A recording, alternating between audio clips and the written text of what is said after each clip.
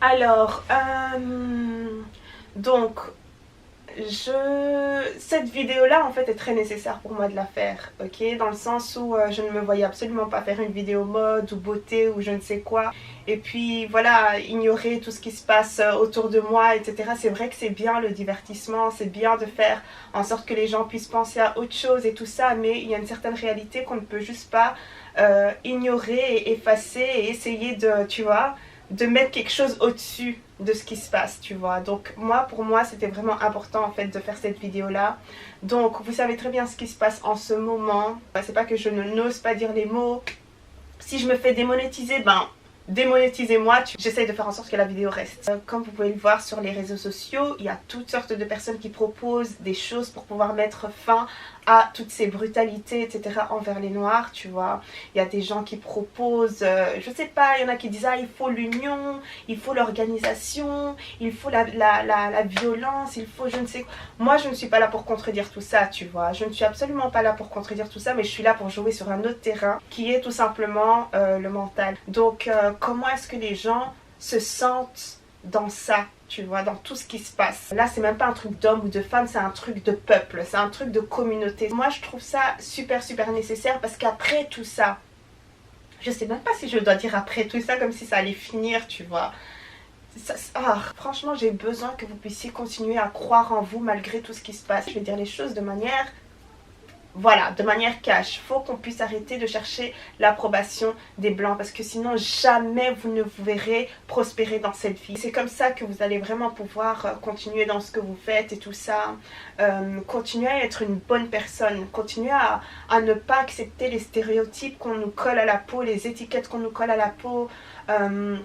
Arrêtez de vous dire ok voilà X a été refusé pour ce poste là parce qu'il était noir. Ok, là je suis en mode recherche de logement. J'ai aussi toutes sortes d'obstacles à cause de ma couleur de peau. J'ai aussi toutes sortes d'obstacles à partir du moment où je vais au rendez-vous, tu vois. Au téléphone c'est différent.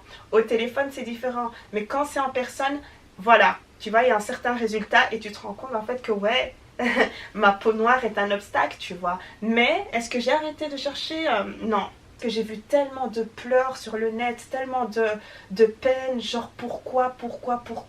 Et d'un côté, ça m'énerve les gens qui commencent à dire ouais, arrêtons de se victimiser, machin, tu vois. Laissez les personnes s'exprimer comme elles veulent s'exprimer. Pourquoi est-ce que nous, on n'a pas le droit de pleurer? Pourquoi est-ce que nous, on n'a pas le droit de s'exprimer, etc. Ça revient au fait que les Noirs n'ont pas de sentiments ou les Noirs sont hyper forts d'esprit et machin. Non. Il y a beaucoup de Noirs qui sont dans la dépression, il y a beaucoup de Noirs qui craquent, qui ont besoin de psychologues, qui ont besoin d'un suivi, etc. Laissez les gens, laissez les gens. J'essaie en fait d'aborder tout ce qui est psychologique. Je me dis que à ce niveau-là, il y a quand même un choc aussi. Mais vous, votre devoir en fait est de vous battre coûte que coûte comme vous pouvez. Il y a aussi beaucoup de personnes qui disent ok, puisqu'on m'aime pas ici, machin, moi je retourne en Afrique. Ah bon? Tu veux retourner en Afrique? T'es né ici, tu vois, t'es né ici. Oui, certes, tu es africain, mais tu veux retourner en Afrique. Sœur, frère, tu vas revenir d'ici 2 mois. Tu vois ce que je veux dire? Il y a un autre style de vie là-bas. C'est un autre style de vie. Vous pouvez vous en sortir. Il y a beaucoup de personnes qui s'en sortent très bien, qui ont créé des business, etc. Mais si c'est pour aller traiter aussi les Africains comme des esclaves, on refuse ça sur le continent. On refuse ça catégoriquement. Là-bas, ce sera moins cher et j'aurai ma villa et machin. Il n'y a aucun souci. Tu veux vivre dans le luxe là-bas, il n'y a aucun souci. Mais ne venez même pas salir l'Afrique. Ne venez même pas avec vos mentalités là de colons. J'ai déjà dit I said what I said. Pour moi, il y a des personnes qui n'en peuvent juste plus, qui ont les compétences, qui sont vraiment doués, talentueux, qui ont vraiment quelque chose à apporter. Mais la société ne laisse pas ces gens utiliser tout ça et qui se disent ok, si je vais en Afrique ça va beaucoup plus être valorisé ce que moi j'ai à offrir. Aucun souci, mais comme je vous l'ai dit, partez avec de bonnes intentions. J'ai vu beaucoup de messages comme ça, venez, on va construire l'Afrique. Donc c'est parce que tu veux fuir, c'est parce que tu veux aller là-bas que c'est maintenant que tu veux construire. Donc avant ce n'était même pas dans tes plans de construire. Mais voilà, c'est cool de devoir entraîner un mouvement et de dire venez on repart, venez on repart. C'est beaucoup plus difficile que ça en a l'air. Et voilà, si vous savez que vous allez vous en sortir là-bas, n'hésitez absolument pas. Parce que ça aussi c'est bien dans le sens où il y en a qui sont venus ici étudier et ensuite qui repartent et construire leur pays et tout ça. Je suis totalement pour ça. Vous savez très bien ce que je fais aussi, ce que j'ai comme business et tout ça, nos valeurs et machin. J'encourage les gens à semer dans la communauté, à construire leur pays, etc. À pouvoir aider, que ce soit au niveau économique ou n'importe quoi. Faites quelque chose en fait pour votre pays, pour votre continent carrément, tu vois. Donc je suis pour ça. Juste aussi pour le simple fait qu'à partir du moment où on retrouve des talents en Afrique, on ne veut pas les laisser en Afrique. On ne veut limite pas les laisser construire dans leur propre continent, on les ramène ici. Mais ça encore c'est un autre débat parce qu'il y en a qui fuient la misère et tout ça, mais il y en a qui pensent que carrément ailleurs c'est l'Eldorado et machin. Mais bref, ne partez pas comme ça en vous disant que voilà, tout sera servi sur un plateau d'argent, je vais exploiter les gens, peu importe si on vous a baigné dans la culture, machin. Moi, je suis une personne qu'on a bien, comme il se doit même, baigné dans la culture, mais je reste aussi belge. Donc je peux pas me dire du jour au lendemain, oh je vais bouger sans pour autant considérer toutes sortes de choses et sans pour autant planifier, ok. Ça c'est pour les personnes qui veulent repartir et tout ça. Mais pour les personnes qui veulent rester, vraiment je vous encourage. Vous voulez prospérer, vous avez de projets, restez dans ça. Je m'en fous, vous êtes noir, je m'en fous. Si vous pensez que vous pouvez réussir, ben vous allez réussir, peu importe ce qui se passe. Donc voilà, sachez qui vous êtes, sachez ce que vous valez. Si on doit se battre, tu vois, si c'est ça votre plan. Il y en a qui vont dire, ah mais la violence, non. Moi je suis pas dans ça, je suis pas dans ça. Il y a un certain moment où il faut pouvoir agir. Quand les gens n'entendent pas, quand ta mère te dit d'arrêter, tu n'écoutes pas, il y a un certain moment où il y a un truc qui va partir. Là, tu vas entendre, tu vas écouter jusqu'à la fin de ta vie. Plus jamais tu referas ça. Je n'essaye pas d'inciter, ok. Si c'est ça votre plan, ben planifiez les choses, organisez les choses. Après, j'en suis sûre et certaine, il y en a qui vont dire ouais mais il faut arrêter de s'approprier l'histoire des Américains. Et moi je suis pas dans ça. Laissez-moi tranquille, frère, je suis noire. C'est tout ce qui m'importe. Comme on traite un noir ici, comme on traite un noir là-bas, comme on traite un noir en Indonésie, si c'est Chine, si c'est la même chose. Noir reste noir.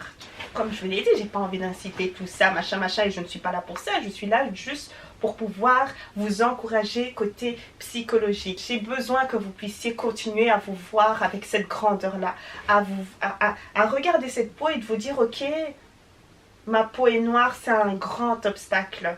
Ma peau est noire, c'est quelque chose qui me ramène tellement de soucis dans ma vie. Mais je porte ça limite comme de l'or, tu vois. Je porte ça avec fierté. Je porte ça avec audace. Tu vois, qui es-tu pour venir me dire que je ne suis pas capable? Non, ça va pas se passer comme ça. Et quand je parle du fait de vouloir, d'arrêter de chercher l'approbation et tout ça, de l'homme blanc, machin, je fais référence à, vous connaissez tout ce qui est white savior et tout ça, je fais référence à ça. Vous n'allez jamais vous sentir suffisant. Courir le marathon sans pour autant prendre de pause et vous arrêter ni quoi que ce soit parce que vous savez que vous êtes noir, vous savez qu'il est blanc et vous avez besoin de son approbation. En parlant de White Savior, j'ai une histoire en tête en fait que j'ai envie de partager aujourd'hui, que je voulais partager l'année passée, mais je ne savais pas comment introduire le sujet et je me suis dit un jour, ben là je trouve que c'est vraiment la parfaite occasion d'en parler. On n'en a pas beaucoup entendu parler et c'est quelque chose qui m'avait vraiment choquée. Donc l'histoire c'est quoi? En gros c'est une femme, une américaine qui n'avait aucune formation, ok, aucune formation en ce qui concerne le monde médical, etc. Donc elle s'est ramenée avec une idée de projet humanitaire et machin au Ouganda. Et ce qui s'est passé, c'est que là-bas, on l'a vue comme limite, tu vois, la femme blanche, la femme qui vient sauver le peuple et tout ça et tout ça. Donc du coup, on lui a attribué un haut poste, tu vois, un poste assez haut dans un établissement, tu vois, dans un hôpital. Et du coup, ce qu'elle faisait, c'est qu'elle s'occupait des enfants qui étaient, on va dire, dans la malnutrition et tout ça. Elle permettait de faire des perfusions et tout ça, alors qu'elle n'avait jamais étudier la médecine ni quoi que ce soit, tu vois. Il y a même des fois carrément où les familles transféraient leur enfant dans l'hôpital de cette femme en question, ben juste parce que bon, elle est blanche, donc elle doit mieux s'y connaître, tu vois. Elle est blanche, donc tu vois, c'est quelqu'un, hein, ils vont soigner notre enfant, elle s'y connaît et tout ça, c'est haut placé. Encore une fois, white savior. L'enfant est décédé et du coup, ils ont fait toutes sortes de recherches, je ne sais pas trop ce qui s'est passé, et ils se sont rendus compte en fait que la femme n'avait jamais fait de formation. Même pas de formation, rien du tout. Rien, elle s'y connaissait pas, genre la go, elle venait et elle faisait des perfusions et toutes sortes de choses, t'imagines ou quoi? Et il y a, je pense, 103 ou 100, une centaine d'enfants qui sont décédés suite à ça. Une centaine. Une centaine. Et quand vous réfléchissez bien, quand vous analysez bien l'histoire, vous comprenez en fait, ouais, ça vient clairement d'un manque de confiance en nous. Manque de confiance en son frère d'à côté. Manque de... Pourquoi? Parce qu'il est noir.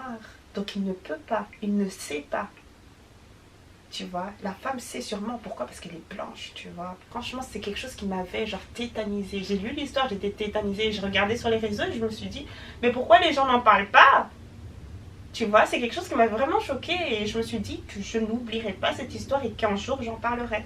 Et donc voilà, moi je dirais même que l'une des vengeances serait de prospérer en tant que peuple noir, tu vois. De prospérer sur le terrain que vous occupez. Vraiment prospérer dans ça et encourager ceux qui sont à côté. Les personnes noires de préférence. Parce qu'elles, elles n'ont pas les mêmes opportunités. Elles n'ont pas les mêmes opportunités. C'est pas la même chose. C'est pour ça que je suis tellement folle quand il s'agit d'encourager les personnes noires, tu vois. Ça ne veut pas forcément dire que je n'aime pas les blancs et que je sais... Non, rien à voir avec ça. Absolument rien à voir. Moi, je l'ai déjà dit, du côté des défavorisés, tout le temps, tout le temps. Peu importe, tout le temps. Du côté des défavorisés et aussi parce que moi-même, je suis noire, tu vois. Ne vous dites pas je suis noire, donc jamais je... Non. Tu vas jusqu'au bout. Tu as commencé des études de quoi? Tu veux faire quoi? Je sais pas, juge. On a besoin de juges. On a besoin de juges. On a besoin de quoi? On a besoin de tout. Vous savez planifier, vous savez l'organisation. Ben, on a besoin de vous s'il doit se passer quelque chose, tu vois. On a besoin de... Peu importe ce que vous faites, que vous soyez vraiment haut placé, qu'un jour vous puissiez parler pour votre communauté. Et là, on pourra changer vraiment les choses. Peu importe ce que vous savez faire de mieux. Moi, je ne peux pas me retrouver dans les terrains de choses physiques. On va me nettoyer. Donc, regarde mon corps. Mon corps filiforme. Je peux faire quoi avec ça? Mais je sais que, ah, Gloria, qu'est-ce que tu fais de mieux? T'encourages. Ok. T'aimes bien encourager. T'aimes bien inspirer. T'aimes bien pousser les gens. Et voilà, t'aimes bien tirer la communauté vers le haut. Donc c'est ce que je fais de mieux et c'est ce que je ferai. Donc voilà, n'hésitons pas à viser l'excellence. Visons l'excellence. Et si on peut être encouragé par nos propres frères et sœurs, franchement ce serait vraiment top.